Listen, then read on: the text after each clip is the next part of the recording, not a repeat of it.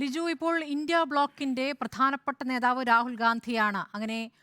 അങ്ങനെ പ്രഖ്യാപിച്ചിട്ടൊന്നുമില്ലെങ്കിലും ആ തരത്തിലാണ് നമ്മൾ മനസ്സിലാക്കുന്നത്. പക്ഷേ ഇപ്പോൾ ജയിലിൽ നിന്ന് പുറത്തിറങ്ങിയിരിക്കുന്ന കേജ്രിവാൾ വീരപരിവേഷത്തോടുകൂടി ആ തരത്തിൽ ഒരു പോരാളി പരിവേഷത്തോടുകൂടി എത്തുമ്പോൾ മുന്നണി പോരാളിയാവുകയാണ്. രാഹുൽ ഗാന്ധിയെ കവച്ചു വെച്ചുകൊണ്ടൊരു നേതാവാകുന്നു ഈ ഘട്ടത്തിലെങ്കിലും കേജ്രിവാൾ.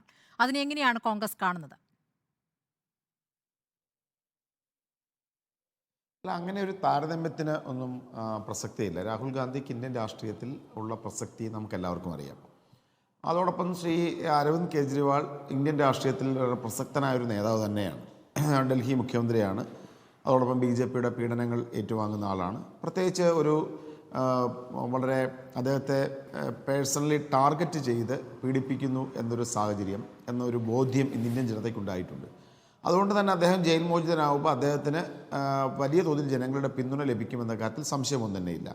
ഇതെല്ലാം തന്നെ രാഹുൽ ഗാന്ധി ഉൾപ്പെടെ നേതൃത്വം കൊടുക്കുന്ന ഇന്ത്യ മുന്നണിക്ക് ഗുണകരമാകും. അപ്പോൾ അതുകൊണ്ട് രാഹുൽ ഗാന്ധി, അരവിന്ദ് കെജ്രിവാൾ പുറത്തിറങ്ങി അദ്ദേഹം ക്യാമ്പയിൻ ചെയ്യുന്നു എന്നതുകൊണ്ട് രാഹുൽ ഗാന്ധിയുടെ പ്രഭാവം കുറയും എന്ന് ചിന്തിക്കുന്നതിനപ്പുറത്ത് അത് കോൺട്രിബ്യൂട്ട് ചെയ്യും എന്ന് കരുതുന്നതായിരിക്കും ശരി എന്നാണ് ഞാൻ കരുതുന്നത്.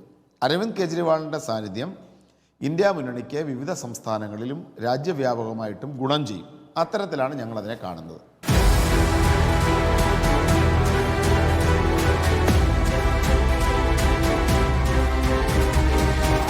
ഡിബേറ്റ് വിത്ത് സ്മൃതി പരുത്തിക്കാട്.